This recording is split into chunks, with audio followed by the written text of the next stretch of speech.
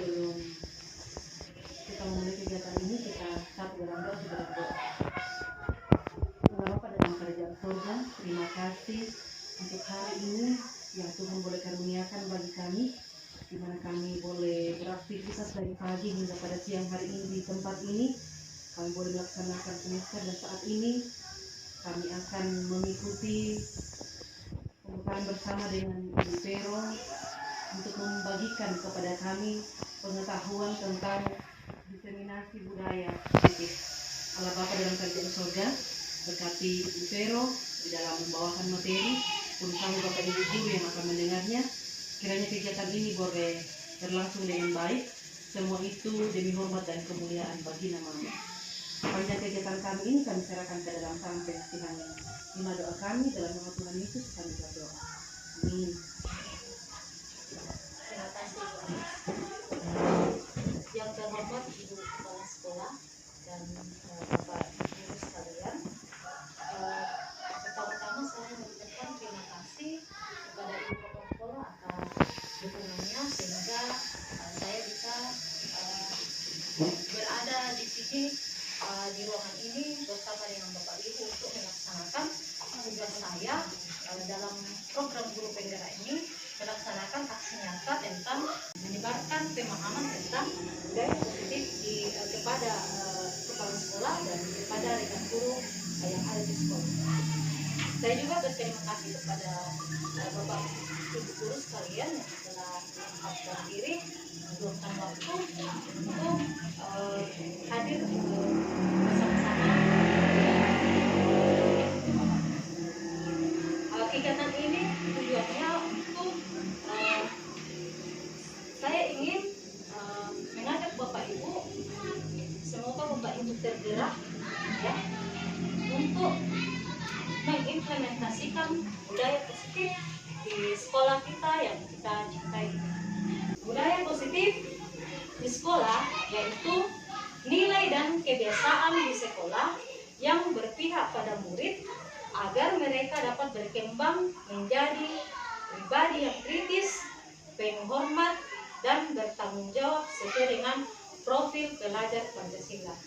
Ya, tujuan dari pendidikan Bapak Ibu adalah untuk melahirkan pelajar yang berjiwa profil pelajar Pancasila. Ya, Bapak Ibu pasti ingat ya, ada berapa profil pelajar Pancasila Bapak Ibu. Berakhlak mulia kepada Tuhan Yang Maha Esa, beriman dan bertakwa. Yang kedua, berkebinekaan global. Yang ketiga, mandiri. Yang keempat, ada bergotong royong, kemudian bernalar kritis dan kreatif. Jadi itu tujuan pendidikan Bapak Ibu ya. Guru itu tujuannya untuk mendidik, untuk melahirkan profil pelajar Pancasila. Itu tujuan pendidikan yang sekarang ini, untuk menanamkan budaya positif Bapak Ibu ya. Kita harus paham dulu mengenai pemahaman pendidikan menurut Ki Hajar Dewantara. Menurut Ki Hajar Dewantara, tujuan dari pendidikan adalah menuntun segala kodrat yang ada pada anak agar mereka mencapai keselamatan dan kebahagiaan yang setinggi-tingginya, baik sebagai manusia maupun sebagai anggota masyarakat. Oleh sebab itu, pendidikan hanya dapat menuntun tumbuhnya kekuatan kodrat pada anak agar dapat memperbaiki lampunya, bukan dasarnya. Ya, kita ini Bapak Ibu, tugas kita adalah menuntun. Mendengar kata menuntun Bapak Ibu, kira-kira apa yang terlintas dalam pikiran Bapak Ibu yang dikatakan menuntun? Menuntun kodrat murid. Apa yang kita lakukan kalau kita menuntun? Menurut saya kalau menuntun itu artinya kita membimbing, mengarahkan kepada diri kita. Ya, betul sekali. Bagaimana kita membimbing dan mengarahkan mereka dengan baik sehingga mereka belajar di sekolah itu penuh dengan keselamatan dan kebahagiaan. Itu yang menurut Ki Hajar Dewantara. Ada beberapa konsep dari budaya positif. Ya, yang pertama adalah disiplin positif. Kemudian yang kedua, motivasi perilaku manusia. Yang ketiga, posisi kontrol restitusi. Yang keempat, keyakinan sekolah atau keyakinan kelas. Kemudian yang kelima adalah segitiga restitusi. Jadi kalau kita ingin mengimplementasikan budaya positif di sekolah kita, Bapak Ibu, ada beberapa konsep yang mesti kita pahami. Ada 5. Ya. Yang pertama saya akan mulai dari perubahan paradigma belajar dulu. Apa ini perubahan paradigma belajar? Ya, perubahan paradigma belajar merupakan pembelajaran yang dirancang berdasarkan prinsip pembelajaran berdiferensiasi. Anak-anak itu punya karakteristik, punya kebutuhan belajar yang berbeda-beda, Bapak Ibu. Ya, misalnya gaya belajarnya. Ada anak-anak yang gaya belajarnya visual. Ada anak-anak yang memiliki gaya belajar auditorium. Ada yang kinestetik, ya. Jadi anak-anak itu memiliki kodrat, memiliki karakteristik kebutuhan belajar yang berbeda-beda, sehingga ada namanya pembelajaran berdiferensiasi. Sehingga para peserta didik belajar sesuai dengan kebutuhannya. Jadi terkadang ada anak-anak di dalam kelas ketika kita menyampaikan materi pembelajaran, mungkin ada yang tidak tenang di tempat duduknya, sering mengganggu teman, mungkin saja karena proses pembelajaran yang kita rancang atau strategi pembelajaran yang kita rancang pada saat itu tidak sesuai dengan kebutuhannya, tidak sesuai dengan karakteristiknya. Sehingga perlu Bapak Ibu sangat penting bagi kita untuk mengenal karakteristik siswa kita. Dan itu sehingga ada namanya diagnostik non kognitif. Di situ dilaksanakan setiap pada awal pembelajaran untuk mengenal karakteristik setiap siswa kita. Sehingga ketika kita memberikan pembelajaran kepada mereka, kita bisa merancang pembelajaran kita itu sesuai dengan kebutuhan peserta didik. Dengan melaksanakan pembelajaran berdiferensiasi. Tujuan dari semua ini Bapak Ibu adalah untuk perkembangan teologi, psikologi modern untuk mewujudkan profil pelajar Pancasila. Disiplin positif. Apa ini disiplin positif? Bapak Ibu saya bertanya dulu. Mendengar kata disiplin, apa yang terlintas dalam pikiran Bapak Ibu?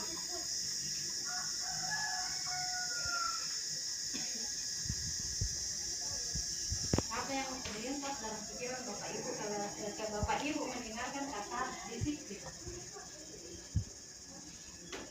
Dikatakan di sini Bapak Ibu bahwa disiplin merupakan suatu cara penerapan disiplin yang mengajarkan anak bertanggung jawab dan menumbuhkan kesadaran diri berdasarkan nilai-nilai kebajikan. Disiplin positif ditumbuhkan dengan dorongan dari dalam atau dikatakan motivasi internal, tanpa hukuman, tanpa paksaan, dan tanpa pujian atau hadiah. Jadi murni motivasi itu muncul dari dalam diri anak-anak sendiri. Ya, sekarang kita berpikir disiplin itu ada erat kaitannya dengan aturan yang ditetapkan. Jadi ketika terjadi pelanggaran terhadap aturan, maka dikatakan bahwa anak tersebut tidak melaksanakan yang namanya disiplin. Untuk menanamkan disiplin Bapak Ibu, itu yang pertama yang kita lakukan adalah bagaimana kita menanamkan nilai-nilai kebajikan universal. Disiplin itu muncul kalau ada keyakinan dalam diri kita dan dalam diri peserta didik kita untuk menanamkan nilai kebajikan, yaitu tanggung jawab. Terkadang Bapak Ibu kita membangkitkan kedisiplinan dengan cara memberikan motivasi dari luar. Seperti misalnya dikasih pujian, atau mungkin dikasih hadiah kalau dia berhasil menerapkan kedisiplinan, nanti ada hadiahnya, ada pujian yang akan diberikan. Atau mungkin karena dia takut akan sebuah hukuman, ya, kalau dia melanggar dia takut ada hukuman akan dia dapatkan, sehingga dia melaksanakan disiplin itu. Padahal sebenarnya dalam dirinya belum ada nilai kebajikan yang melekat dalam dirinya, belum ada nilai kebajikan yang dia yakini. Jadi hukuman, pujian, dan penghargaan itu bisa saja bersifat sementara. Ketika tidak ada hukuman, ketika tidak ada penghargaan, ketika tidak ada pujian, bisa saja dia kembali ke keadaan yang semula. Jadi penting bagi kita Bapak Ibu untuk membangkitkan motivasi dari dalam, bukan dari luar, supaya disiplin positif ini bisa melekat pada diri kita dan diri siswa kita, dimanapun, kapanpun, dalam keadaan apapun dia berada. Kalau dia sudah memiliki nilai tanggung jawab, dia sudah meyakini tentang nilai tanggung jawab, pasti tanpa aturan, tanpa pujian, tanpa penghargaan, dia pasti akan melaksanakan yang namanya disiplin positif.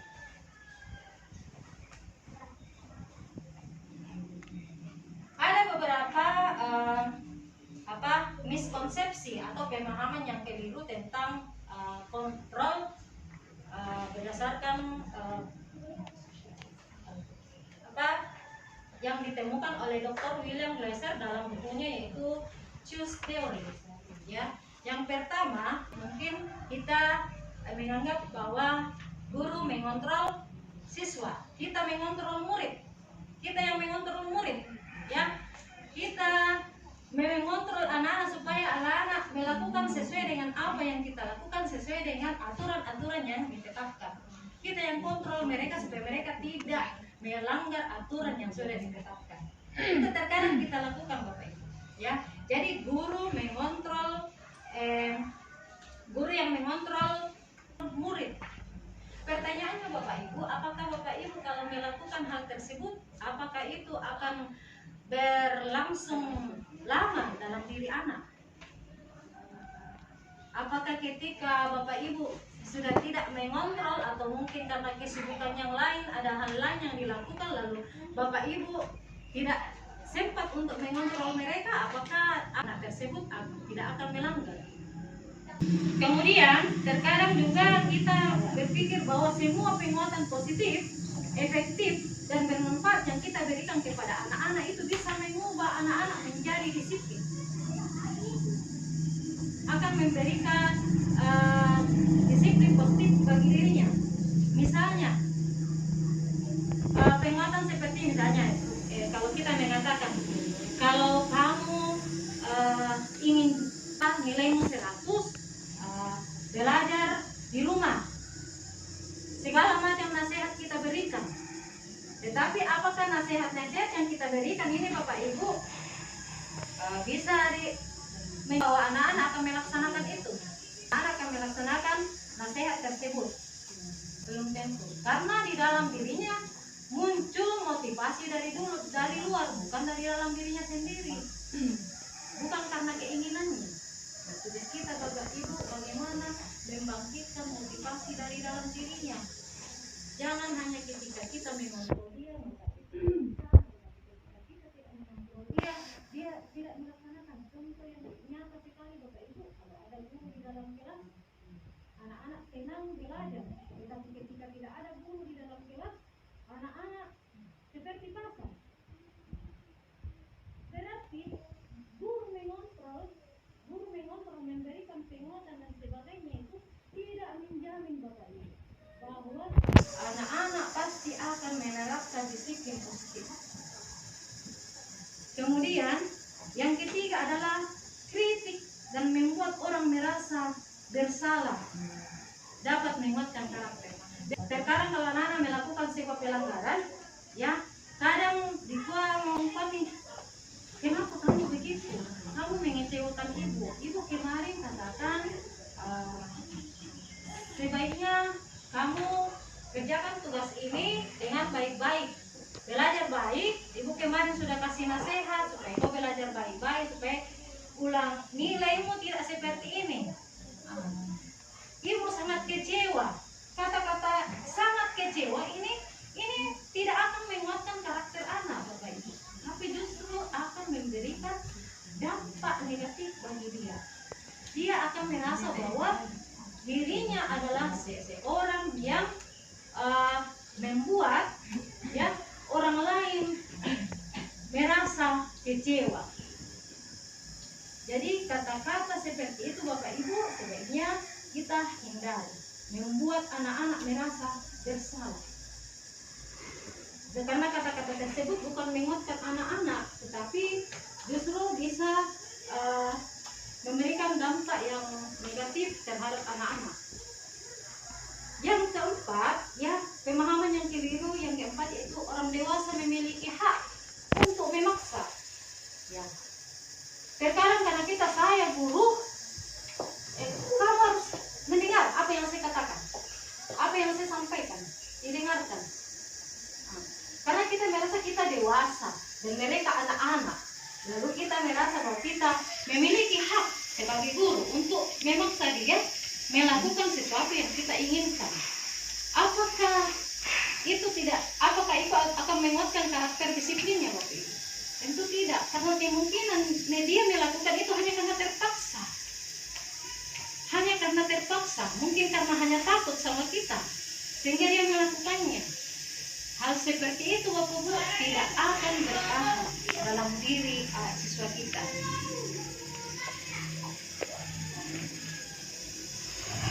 Ada beberapa motivasi yang menyebabkan seseorang berperilaku. Yang pertama, karena untuk menghindari ketidaknyamanan atau hukuman, seperti yang tadi Bapak Ibu yang saya sampaikan. Hanya karena takut dihukum, dia melakukannya. Padahal dalam dirinya dia tidak ingin melakukan, dia hanya melakukan karena terpaksa. Hanya karena takut mendapatkan hukuman.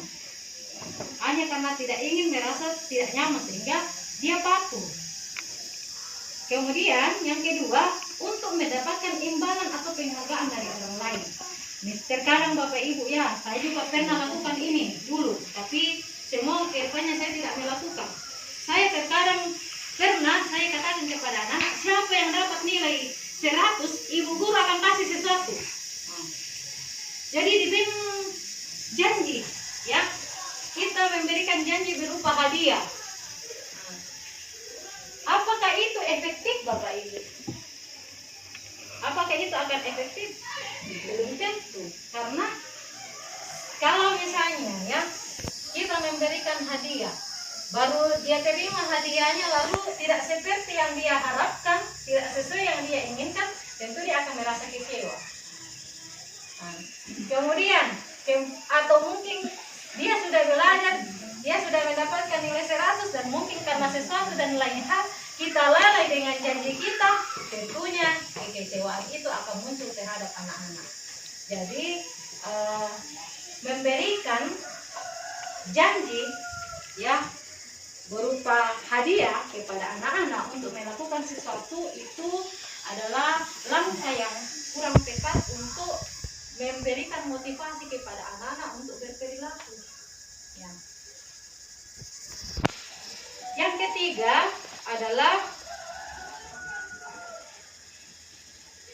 untuk menjadi orang yang mereka inginkan dan menghargai diri sendiri dengan nilai-nilai yang mereka percaya. Ya, terkadang kita berperilaku karena kita ingin mendapatkan sesuatu. Ya, kita ingin mendapatkan sesuatu yang kita yakini, nilai-nilai yang kita yakini. Terkadang kita melakukan hal tersebut Bapak Ibu. karena ingin sesuatu. Jadi itu 3 motivasi perilaku manusia. Di sini Bapak Ibu tolong diperhatikan, ada pertanyaan semantik sebelum saya masuk pada posisi kontrol institusi ini yang sangat penting Bapak Ibu, yang kita harus terapkan di sekolah kita juga. Jadi bagaimana kita menghadapi masalah antar siswa, bagaimana kita memecahkan masalah yang terjadi di sekolah, ya. Ada sebuah kisah di sini, Ibu Ambar, guru wali kelas 2A di SD Pelita Hati, sedang bingung menghadapi ulah salah satu muridnya di kelas, Doni. Beberapa anak di kelas 2A telah datang padanya dan mengeluh. Doni yang sering meminta bekal makan siang mereka dengan paksa. Jika Anda menghadapi situasi seperti Ibu Ambar, apa yang akan Anda lakukan? Dan menurut Anda, kira-kira apa alasan Doni melakukan itu? Bisa mungkin Bapak Ibu pahami sedikit ini kisah di atas. Ini sebagai pemantik bagi Bapak Ibu, bagaimana kita menghadapi situasi masalah yang muncul di sekolah yang disebabkan oleh mungkin masalah antar siswa. Ya.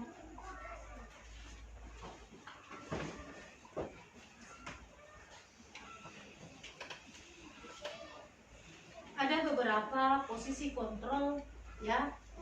Ada beberapa posisi kontrol yang dilakukan guru di sekolah. Biasa dilakukan oleh guru di sekolah, ya, untuk menghadapi menyelesaikan masalah yang terjadi. Yang pertama, biasa guru itu bertindak sebagai penghukum. Ya.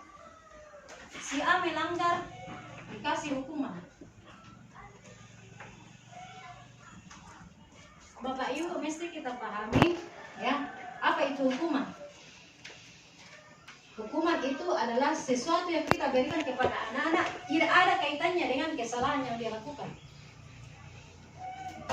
Misalnya, dia tidak kerja tugas, ditagih tugasnya belum selesai, langsung kita katakan kau berdiri. Nanti jam istirahat baru kau istirahat. Sepanjang pelajaran kau berdiri, jangan duduk. Berdiri di dalam kelas. Atau mungkin kita memberikan hukuman yang lain kepada anak-anak. Hukuman itu tidak ada kaitannya dengan kesalahan yang dilakukan. Tidak kerja tugas, ya, harusnya kita memberikan konsekuensi. Artinya sesuatu tindakan yang ada kaitannya dengan kesalahan yang dilakukan. Jadi Bapak Ibu, posisi kontrol yang biasa kita lakukan di sekolah itu memberikan penghukuman kepada anak-anak. Sebaliknya ini dihilangkan. Dalam dunia pendidikan kurikulum merdeka, dunia pendidikan yang sekarang ini harus hilang dalam wajah pendidikan di Indonesia. Ya?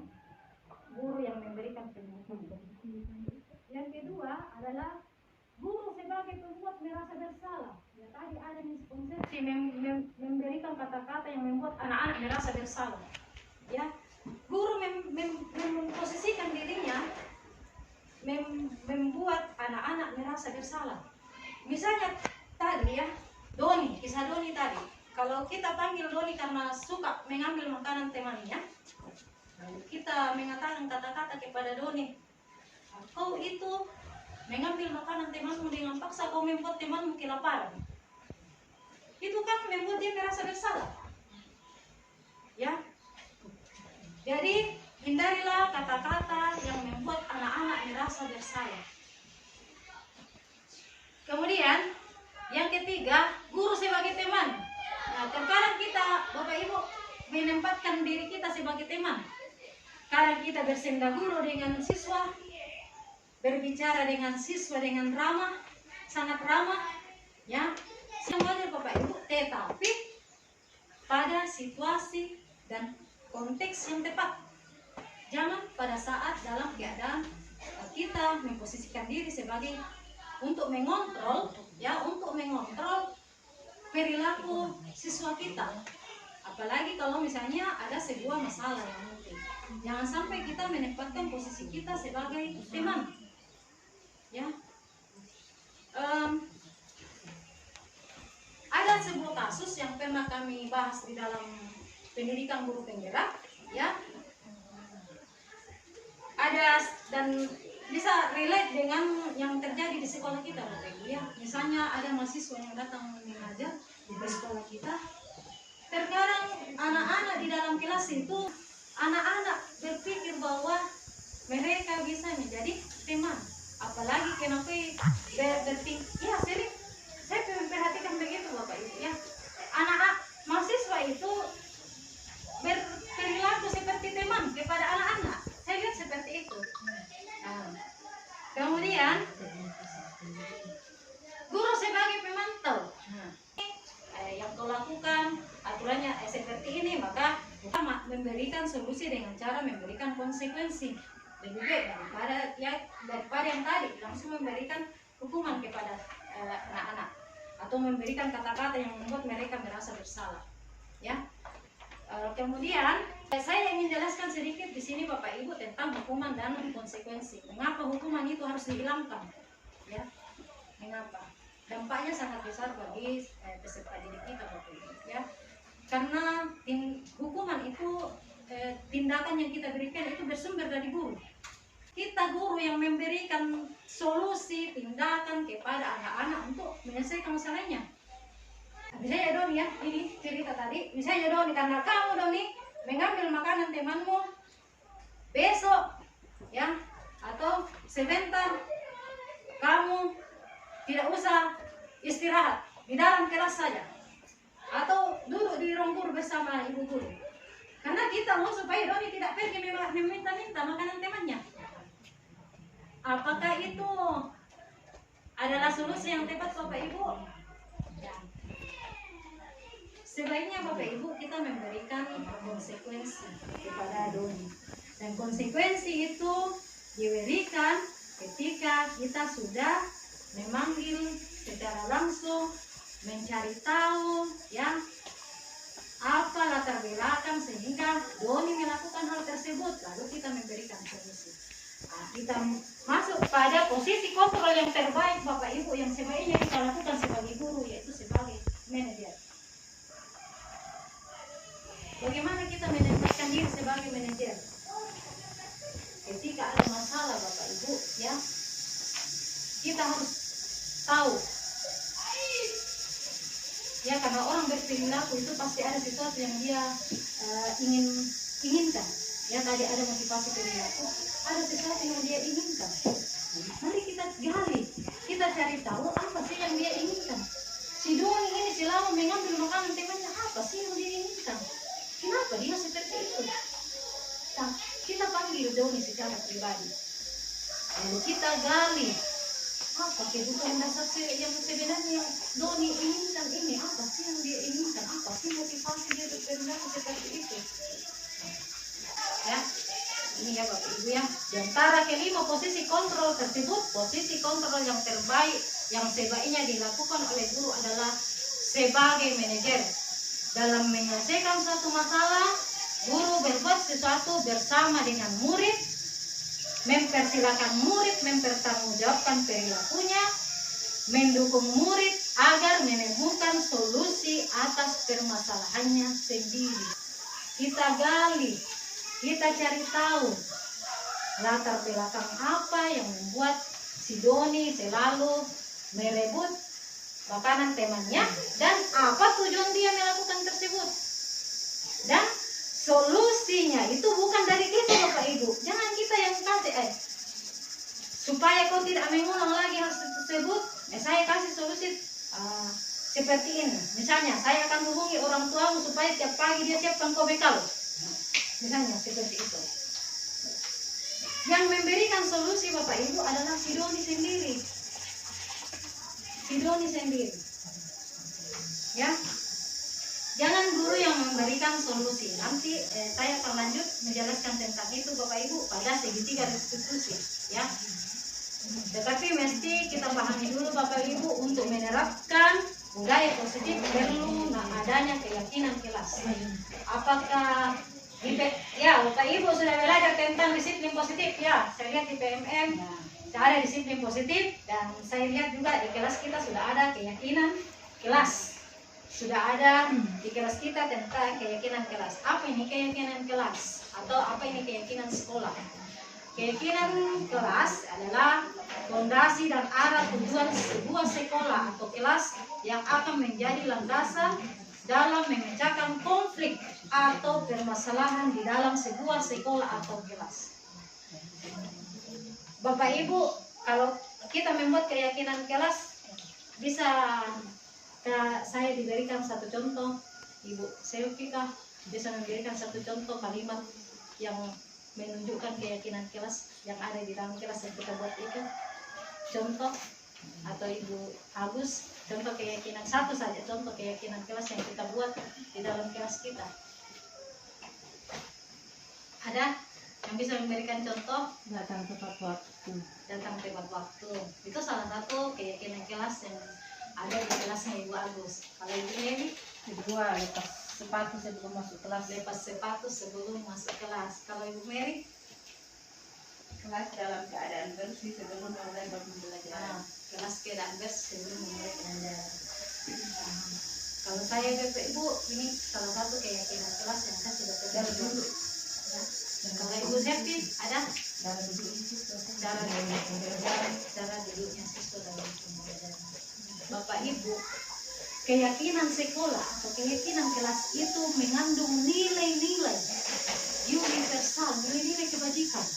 Nilai-nilai kebajikan universal yang mudah diingat dan dipahami oleh peserta didik kita, ya. Dan bisa diterapkan di lingkungan sekolah atau di dalam kelas. Kalau kita membuat keyakinan kelas, berarti dalam kelas keyakinan apa bisa diterapkan di dalam kelas. Tadi ada kelas yang bersih sebelum dimulai.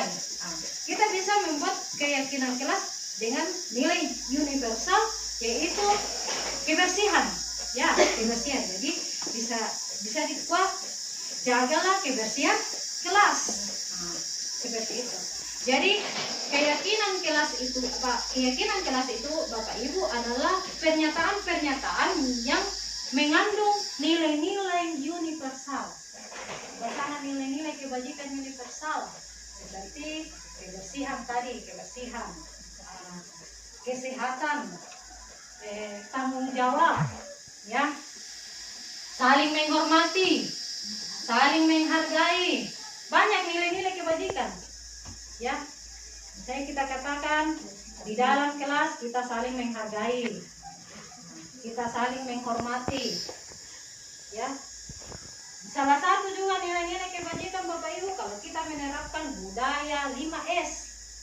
Senyum, salam, sapa, sopan, santun. Ya itu. Jadi bisa dipahami keyakinan kelas atau Bapak Ibu. Membudayakan 5S gitu. Kita membudayakan 5S. Kita bertanggung jawab terhadap tugas kita. Kita saling menghormati, kita saling menghargai di dalam kelas. Jadi nanti Bapak Ibu saya akan print outkan beberapa pernyataan-pernyataan tentang nilai-nilai kebajikan universal yang bisa kita gunakan sebagai bahan referensi untuk membuat keyakinan kelas. Terbentuknya keyakinan sekolah atau kelas dengan adanya kesepakatan antara guru dan murid. Guru berperan dalam mewujudkan. Jadi kalau misalnya kita sudah buat keyakinan kelas, maka kita guru berperan untuk mewujudkan apa yang kita buat bersama siswa. Dirapatkan, musyawarah untuk mufakat ya. Jadi kita yang membimbing, mengarahkan, menuntut anak-anak membuat sebuah keyakinan kelas. Jadi keyakinan kelas itu bukan guru yang buat, tapi guru bersama siswa. Gitu. Nah, ini tadi mengenai posisi kontrol yang terbaik yang harus dilakukan dulu. Apa yang kita harus terapkan Bapak Ibu yaitu segitiga restitusi. Apa ini segitiga restitusi? ada 3 hal tindakan yang kita harus lakukan. Yang pertama, kalau ada masalah yang terjadi antar siswa, ya, yang terjadi di sekolah, langkah yang pertama yang harus kita lakukan Bapak Ibu adalah menstabilkan identitas. Ketika anak-anak melakukan kesalahan lalu dipanggil menghadap, ya, karena masalah itu akan selesai kalau misalnya anak tersebut yang bersangkutan melakukan kesalahan dipanggil.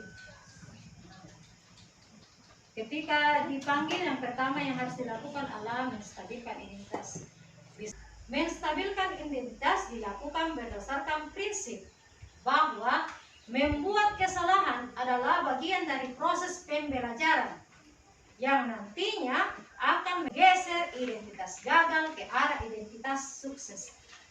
Doni yang tadinya suka merebut makanan temannya, bagaimana cara kita berkomunikasi dengan Doni menyelesaikan masalah ini agar Doni tidak lagi mengambil makanan temannya. Nah, bagaimana caranya?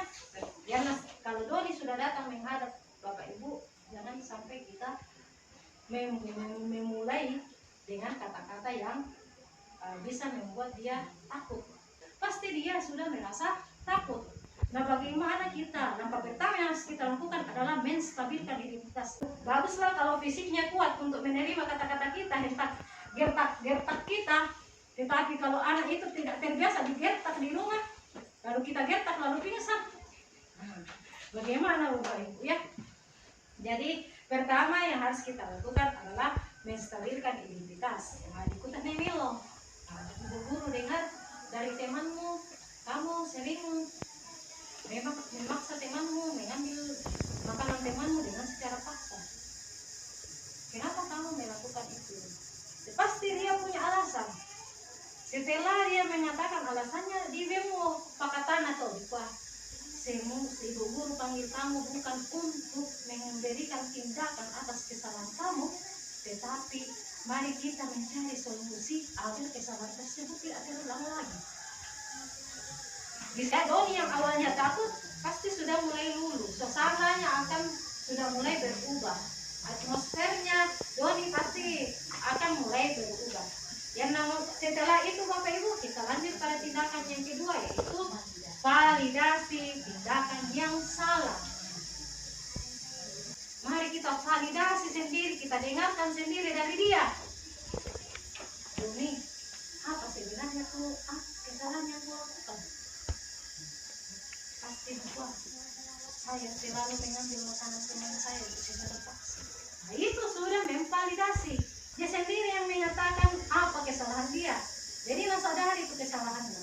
Itu dikatakan validasi tindakan yang salah. Jadi validasi tindakan yang salah dilakukan berdasarkan prinsip bahwa setiap perilaku berupaya memenuhi kebutuhan tertentu, sehingga guru atau orang tua akan bergeser dari pemikiran stimulus respon menjadi proaktif, serta akan lebih mengenali dan mengakui kebutuhan murid atau anak. Karena kali kesalahan kenapa kamu melakukan hal tersebut? Kenapa kamu mengambil makanan temanmu? Dia akan mengungkapkan, karena pasti dia punya tujuan. Tadi ada beberapa motivasi perilaku, kemudian ada beberapa kebutuhan dasar manusia yang ingin dipenuhi. Yang pertama tadi ada karena kebutuhan ingin bertahan hidup. Mungkin kasihan di rumah tidak disiapkan sarapan kalau pagi, dan dia merasa lapar, lalu dia mengambil makanan temannya setiap hari di sekolah. Karena dia ingin memenuhi kebutuhannya itu bertahan hidup, ingin makanan, karena merasa lapar. Kemudian mungkin saja Doni melakukan itu karena dia butuh kasih sayang. Dia butuh kasih sayang dan rasa diterima. Butuh perhatian. Di rumah mungkin orang tua tidak memperhatikan, lalu dia di sekolah mencari-cari perhatian dengan cara melakukan sesuatu yang membuat guru dan siswa teman-temannya memberikan perhatian. kemungkinan juga Doni melakukan itu karena penguasaan, merasa bahwa dia bisa mengambil makanan temannya kapanpun dia mau, dia merasa hebat. Nah, itu namanya kebutuhan akan penguasaan, merasa saya ini hebat, saya ini bisa mengambil semua makanan temanku kapanpun saya mau. Itu mungkin saja itu kebutuhan yang Doni ingin dapatkan, ya. Kemungkinan juga Doni melakukan itu karena dia ingin menunjukkan kebutuhannya, yaitu kebebasannya melakukan hal-hal yang orang lain tidak lakukan. Dia ingin melakukan hal-hal baru, karena pokok itu suka. Mungkin saja Doni melakukan itu karena dia ingin memenuhi kebutuhannya, itu kebebasan. Kemudian mungkin saja karena kesenangan, ya, dia ingin memenuhi kebutuhannya karena senang, ya. Kalau dia sudah merebut makanan temannya, senang kalau dia makan bersama temannya, bisa saja begitu Bapak Ibu. Jadi ada 5 kebutuhan dasar manusia yang bisa melatar belakangi sehingga orang berperilaku, dan dia juga punya motivasi untuk melakukan itu. Ya. Jadi dengan melakukan tadi, ya, ini validasi tindakan yang salah, ini moteto, ini gali apa sih kebutuhan ini Doni sampai dia melakukan itu. Nah, mengakui mo, kita sudah mengakui bahwa saya mengambil makanan teman secara paksa. Maka kita gali lagi, apa sih kebutuhannya ini anak yang ingin dia tunjukkan. Setelah kita mengetahui Bapak Ibu kebutuhannya, kita sudah gali apa latar belakang yang membuat si Doni melakukan kesalahan tersebut. Mulailah kita menanyakan keyakinan kelas. Berfungsilah di sini keyakinan kelas yang dibuat. Jadi ditanya baik-baik, Doni, apa kamu masih ingat tentang kesepakatan kita?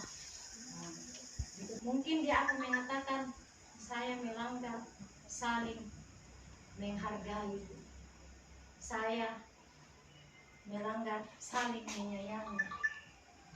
Dia akan pasti mengungkapkan apa keyakinan kelas yang dia telah langgar.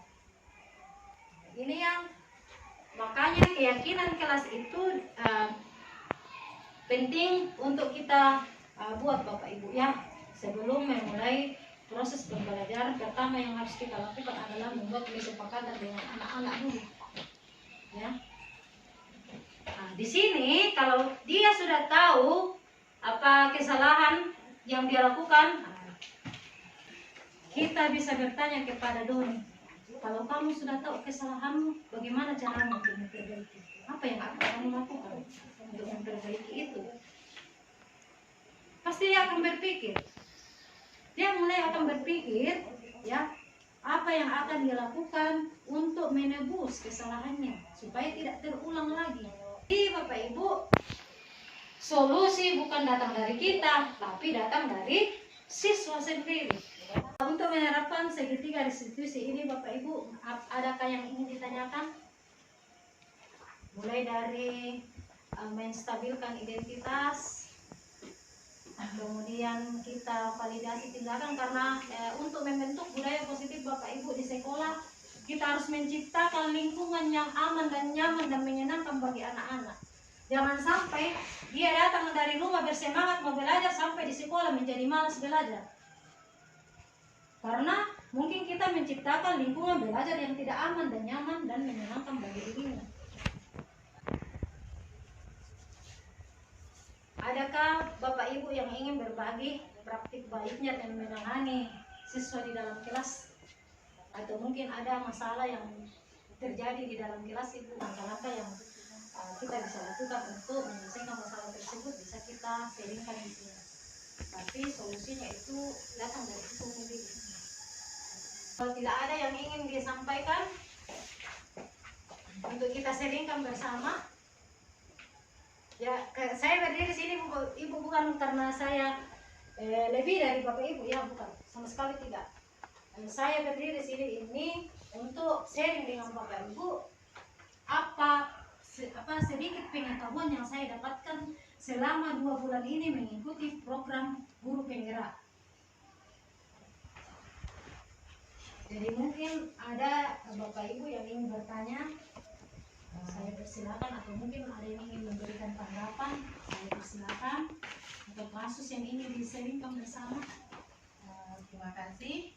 Saya cuma mau sharing sedikit ya, terutama dalam masalah restitusi.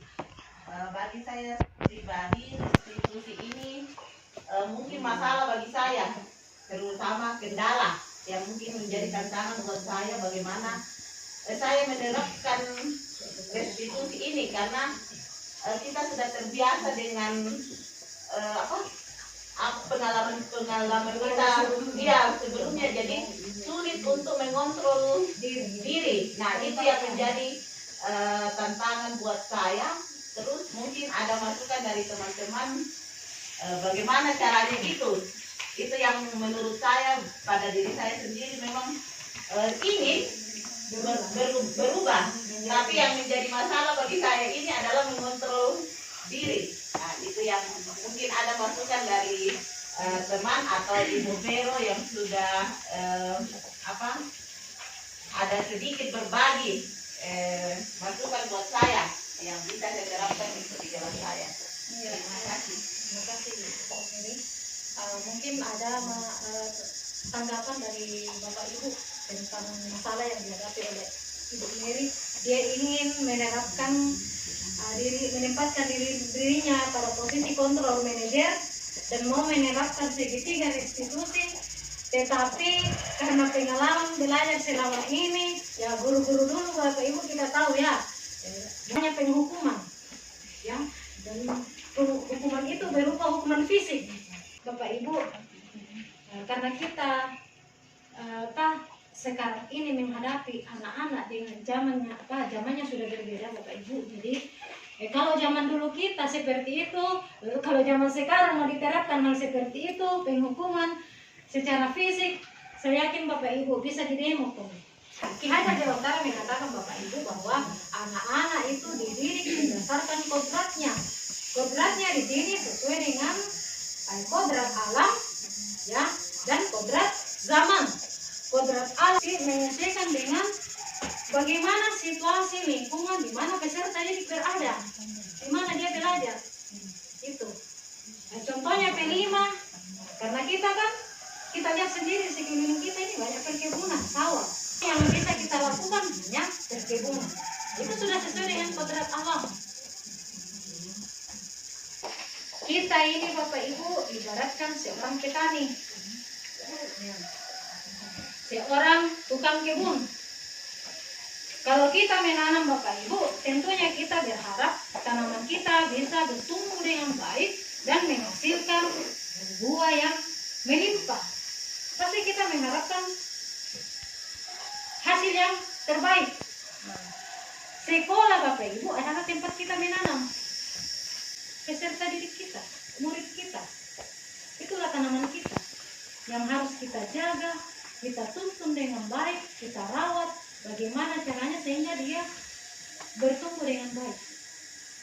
Bukan sekedar kita mentransfer ilmu kepada anak-anak, tetapi terlebih kepada pendidikan karakter.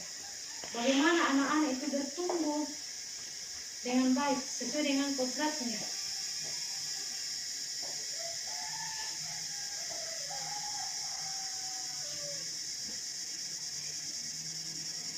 Kalau tidak ada lagi yang ingin ditanyakan Bapak Ibu, saya atau ada yang ingin menanggapi Ibu Mary tadi, mungkin Ibu Mary lain menempatkan dirinya sebagai posisi kontrol manajer, sementara dia dibayang-bayangi masa lalu. Ya mungkin saya, ya.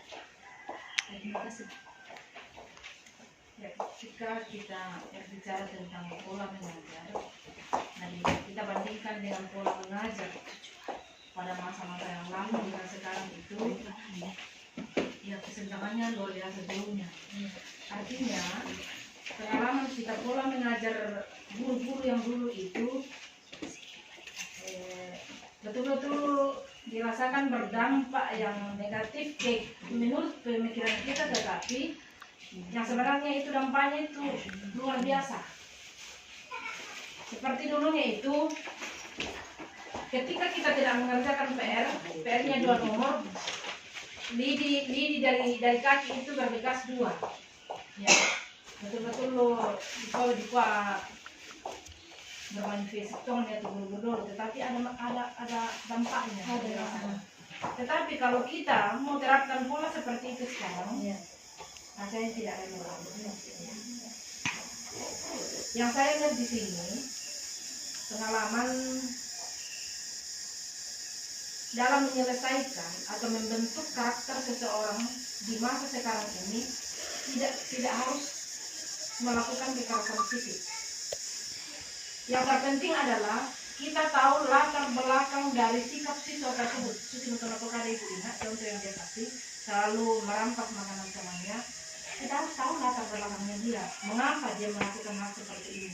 Atau seorang anak yang luar biasa nakalnya dalam kelas, kita harus mencari tahu mengapa anak seperti ini, sikapnya seperti ini. Pengalaman yang saya dapat, ada siswa saya dulu kelas 6, namanya minta pampakilan letak anak-anak. Setelah saya telusuri di sekolah itu luar biasa membangkangnya. Ternyata setelah saya telusuri, di rumah si anak ini sangat-sangat tertekan karena dia punya ayah tiri. Dia tidak pernah dikasih kesempatan di rumah karena tertekan dari ibunya karena pengaruh dari ayah tirinya. Akhirnya dia luapkan, dia cetuskan di sekolah. Nah, si anak ini kita harus pelajari apa sebenarnya yang dia cari. Dia butuh perhatian. Ketika saya sentuh dengan perhatian, luar biasa perubahan yang terjadi ke dia. Justru dia lebih terbuka ke saya ketimbang ke orang tuanya. Setelah saya tahu masalahnya, saya dekati orang tuanya. Setelah si anak ini sudah mulai berubah, saya dekati orang tuanya. Saya sampaikan ke orang tuanya kira-kira solusinya bagaimana, karena mereka punya opsi lebih banyak. Dan puji Tuhan si anak tersebut setelah dikua berhasil teman, sudah jadi tentara, kemudian menyandang pangkat ya. Karena di kopisan nakolang mau guru nakoai dari sampah masyarakat menyatu karena ulahnya yang luar biasa. Jadi jangan selalu berpikiran ke fisik saja kumolot karena lebih tinggi lebih sakit, tetapi kita lihat latar belakang kenapa anak tersebut berulah seperti itu. Terima kasih. Terima kasih banyak Bu atas masukannya dan gambarannya tentang itu sudah merupakan penerapan dari segitiga diskusi, yaitu pada langkah yang kedua, yaitu memvalidasi kesalahan. Dan kemudian lanjut pada yang ketiga, itu karena dulu itu belum ada yang namanya keyakinan kelas. Nah, sehingga seandainya dulu sudah ada yang namanya keyakinan kelas, pasti ibu juga akan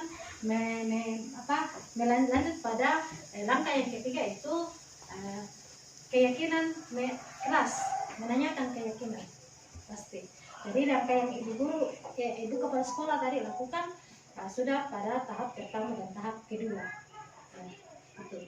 Nah, inilah posisi kontrol yang terbaik Bapak Ibu yang harus kita lakukan di sekolah. Ya, itu sebagai manajer bagi siswa kita. Bagaimana kita menumbuhkan nilai-nilai karakter ya bagi anak didik kita. Jadi kita tidak sekedar mentransfer ilmu, tapi bagaimana caranya kita menumbuhkan karakter siswa dengan cara yang baik, dengan cara yang tepat. Jangan sampai apa yang kita lakukan justru menumbuhkan karakter yang lain yang tidak baik bagi dirinya. Ya, tadi ada ibu sampaikan mengenai kebutuhannya, latar belakang itu terkait kebutuhannya. Saya tadi sampaikan Bapak Ibu ada 5 kebutuhan yang membuat seseorang itu berperilaku.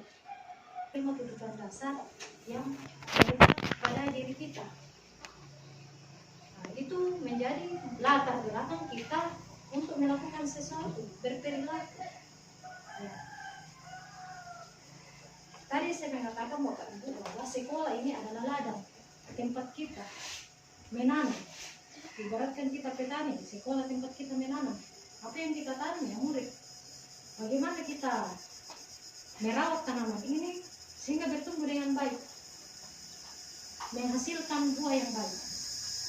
Apa yang kita harapkan tercapai. Gitu. Kalau misalnya tidak ada lagi yang ingin ditanyakan, saya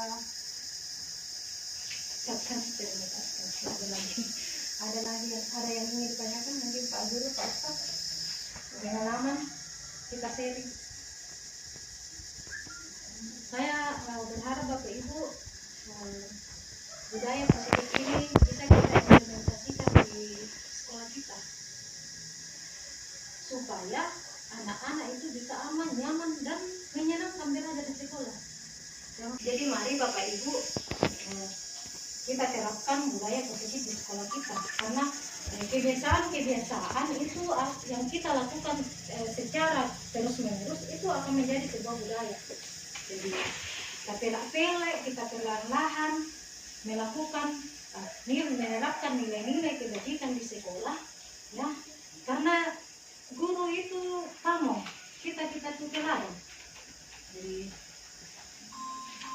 anak-anak sering mencontoh apa yang dilakukan oleh orang dewasa, ya. Jadi guru adalah teladan. Jadi sebagai bahan refleksi Bapak Ibu, saya ingin kita melihat lingkungan sekolah kita ini, bagaimana kita berinteraksi di sekolah kita ini, bagaimana interaksi siswa antar siswa, guru dengan guru, guru dengan siswa, ya. Begitu. Mari kita merefleksi diri kita. Mari kita melihat budaya positif Bapak Ibu tidak akan tercipta tanpa adanya kerjasama dan kolaborasi antar kita di sekolah. Ketika semua warga sekolah sudah berkolaborasi untuk melakukan budaya komitmen untuk menerapkan budaya positif, saya yakin Bapak Ibu, sekolah kita ini akan menjadi sekolah yang aman dan nyaman, menyenangkan bagi anak-anak. Sekian diseminasi saya tentang budaya positif. Saya tutup. Kalau ada penyampaian dari Bapak sekolah, Ya. Sangat berterima kasih, ilmu yang luar biasa sudah kita terima bersama. Ini adalah salah satu langkah awal kita dari bangsa yang komunitas belajar deh. Saling mengisi, saling memberi, saling menerima. Harapan saya apa yang telah kita terima bersama-sama hari ini, seperti harapan Ibu tadi, kedepannya ini betul-betul ketika kita menerapkan ini pasti dia perubahan terjadi. Dan kalau misalnya kita sudah mau memulai dan ada kendala, mari kita saling mengisi. Tidak ada nama tuh bagi diko bertanya, "Kumbo pidik papan itu atau om kukira lain."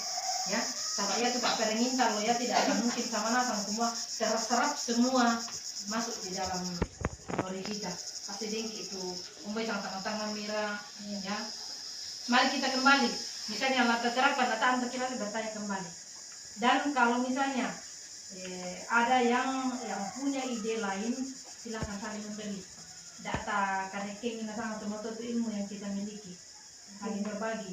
Ketika kita saling berbagi di tempat ini, pasti ada perubahan yang akan terjadi ke depan. Itu harapan kita, dan saya sangat berterima kasih kepada Ibu Vero sudah berbagi ilmu kepada kita sekalian, dan harapan kami semua semakin sukses dan boleh selesai, boleh tuntas di PGP, dan boleh menikmati apa yang selama ini dikejar, ya, menjadi seorang guru yang profesional yang kita harapkan memiliki praktik baik yang luar biasa. Dan jangan segan-segan berbagi dengan kami semua, ya. Ada ilmu yang kita dapat, mari kita berbagi bersama. Sekali lagi terima kasih atas ilmu yang boleh dibagikan hari ini. Tuhan memberkati. Terima kasih. Jadi atas kesempatan yang diberikan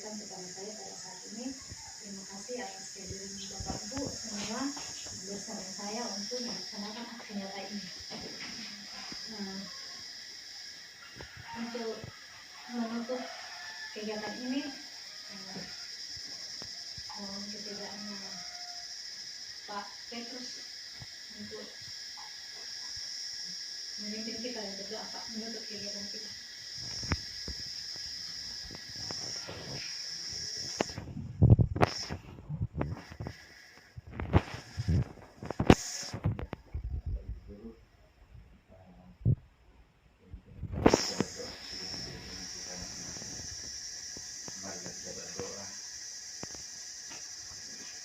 Allah Bapa yang Maha Baik, yang hari ini kami sebagai suatu keluarga di Presiden Semakale ini dan kepadamu agar rahmatmu kasih sayangmu yang senantiasa kami alami dari pagi sampai siang hari ini. Engkau telah bersama kami. Semoga di hari-hari mendatang kami semakin mampu untuk memperbaiki hal-hal yang masih kurang pada urusan demi berkembangnya gerakan ini demi kemajuan bangsa kami. Kami bersyukur kepadamu ya Tuhan bahwa saudara kami Ibu Vero telah berbagi ilmu bersama dengan kami. Semoga apa yang telah disampaikan kami boleh memetik hal-hal yang positif yang bisa kami ambil untuk melanjutkan tugas kami. Berkatilah Ibu Vero dalam tugasnya ke depan, berkati kami semua Ibu Kepala Sekolah. Semoga kami selalu bersyukur kepadamu dan dimampukan untuk melaksanakan tugas yang Tuhan telah persediakan.